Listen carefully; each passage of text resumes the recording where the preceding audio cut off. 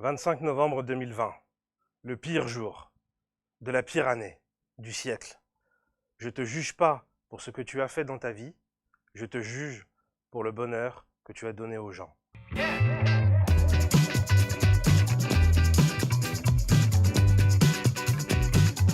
Petit clin d'œil du destin, il rejoint son ami de toujours, Fidel. El Pibe de Oro, le gamin en or, né dans un bidonville en 1960 de la ville de Lanús, petite commune de la banlieue de Buenos Aires. El Pelusa, la peluche, un de ses premiers surnoms à l'âge de 12 ans, que tu vois là en image. Voici une petite anecdote concernant son transfert en Europe de Boca à Barcelone. Le militaire qui dirigeait l'Argentine à l'époque voulait que Maradona reste en Argentine jusqu'à la Coupe du Monde de 1982 afin de mieux préparer cette Coupe du Monde. Donc, il avait contraint, entre guillemets, Boca Juniors à le recruter. Il avait fait un montage financier qui permettait donc de garder Maradona au pays jusqu'à la Coupe du Monde de 1980. À ce moment-là, où la promesse de la gente militaire est respectée, Diego s'envole pour 8 millions de dollars. 2 saisons plus tard, pour 13 millions de dollars, il décide de quitter Barcelone pour Naples. Par manque de considération et parce qu'il est en désaccord avec le club. En effet, après sa blessure par Goycochea, il est resté plusieurs heures seul dans le parking du Camp Nou à attendre une ambulance.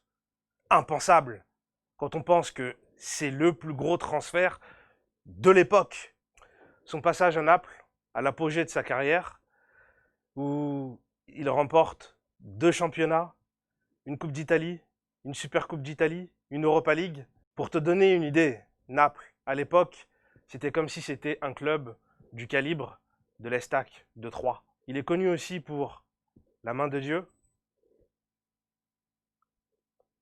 ou alors le but du siècle. Giusti, Maradona, ça c'est pas mal fait encore une fois, Maradona qui échappe à l'empreinte. Maradona toujours, qui marque là, c'est beau, c'est génial, celui-là. Maradona n'est pas qu'un simple footballeur, mais un chanteur. À son retour du Mondial 86, il chante une chanson à l'honneur d'une amie. Soñaba jugar un mundial y consagrarme en primera. Tal vez jugando pudiera a mi familia ayudar. Tampoco que gustó, Maradona se fue que corrió, Maradona. C'était aussi un animateur télé, et plus encore, il est à l'origine de la réflexion concernant le syndicat des joueurs en 1982. C'est aussi également le citoyen d'honneur de la ville de Naples. Précurseur du foot business et de ses travers, ce qu'il faut retenir, c'est ça. Disons que par rapport aux jeunes d'aujourd'hui qui admirent Messi ou qui admirent Cristiano Ronaldo, ce sont des joueurs qui sont extrêmement encadrés par des experts en communication, etc. Donc qui apparaissent un peu distants quand même par rapport au public, alors que Maradona était quelqu'un avec qui tous les Argentins, tous les Napolitains s'identifiaient très facilement. Ils pouvaient s'imaginer vivre sa vie, c'est-à-dire le gars qui était sorti de rien et qui pouvait tout se permettre, qui disait tout haut ce qu'il pensait, qui ne s'embarrassait pas des précautions ni consultait personne avant d'ouvrir la bouche. Et pareil avec sa vie, c'est-à-dire à un moment donné, il s'est dit qu'il était jeune, qu'il voulait profiter de la vie, qu'il avait plein de choses à s'apporter. Il ne s'entourait pas forcément des gens qui cherchaient à l'empêcher d'aller dans cette direction-là. Je pense à Coppola, qui a été son agent quand il est arrivé à Naples, et qui était quand même quelqu'un qui organisait toutes ses sorties et qui le poussait parfois un petit peu dans cette direction-là. Donc c'est assez difficile aujourd'hui à comprendre qu'un joueur ait pu évoluer de cette manière et ait pu se permettre une telle liberté et de tels excès aujourd'hui, ça paraîtrait presque impossible. Toi qui es né et a grandi avec les réseaux sociaux, qui est toujours à la recherche de reconnaissance ultime, assieds-toi et écoute Maradona.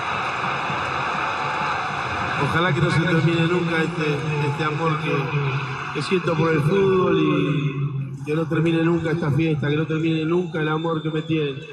Les agradezco en nombre de mis hijas, en nombre de mi vieja, en nombre de mi viejo, de Guillermo y de todos los jugadores de fútbol del mundo. El fútbol es el deporte más lindo y más sano del mundo. Eso no le quepa la menor duda a nadie.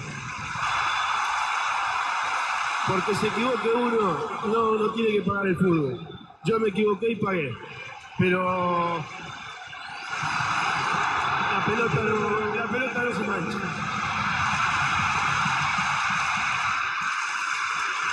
Le dernier voyage qu'il a entrepris est accompagné de nos pensées, nos prières, qui accompagnent sa famille, car nous sommes tous un peu argentins.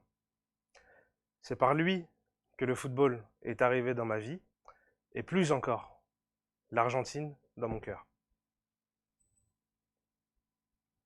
Diego n'est pas mort, il est immortel, il vivra pour toujours et à jamais. Yeah.